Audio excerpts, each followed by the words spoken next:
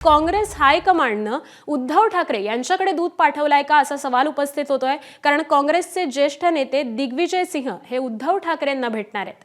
आज दुपारी 12:30 वाजता दोन्ही नेत्यांची मातोश्रीवरती बैठक होणार आहे। महापालिका निवडणुकीमध्ये काँग्रेसनं स्वबळाचा नारा दिलेला आहे आणि उद्धव ठाकरे काँग्रेसनं महाविकास आघाडीत राहावं यासाठी आग्रही आहेत, तर राज ठाकरेंना महाविकास आघाडीमध्ये घेण्यास काँग्रेसचा विरोध आहे। त्यामुळे आजच्या या बैठकीमध्ये काय चर्चा होते हे पाहणं अत्यंत महत्त्वाचं ठरणार आहे।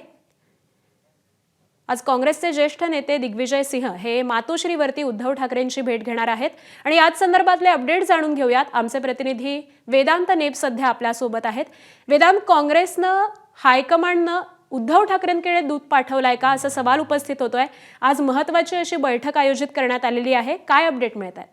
ज्या प्रकारे आपण माहिती घेतली केंद्रीय पातळीवर, म्हणजे केंद्रीय राजकारणात ज्या काही घडामोडी सुरू आहेत त्या संदर्भात या दोन नेत्यांमध्ये चर्चा होईल असं कळतं। मग SIRचा मुद्दा असेल किंवा मग विरोधक म्हणून काँग्रेस जे काही मुद्दे उठवत आहेत अगदी तशाच प्रकारची भूमिका ठाकरेंच्या शिवसेनेच्या खासदारांची सुद्धा राहिलेली आहे आणि त्यामुळे केंद्रीय पातळीवर ज्या काही घडामोडी घडत आहेत त्या संदर्भात हे दोन नेते आजच्या या बैठकीत चर्चा करतील।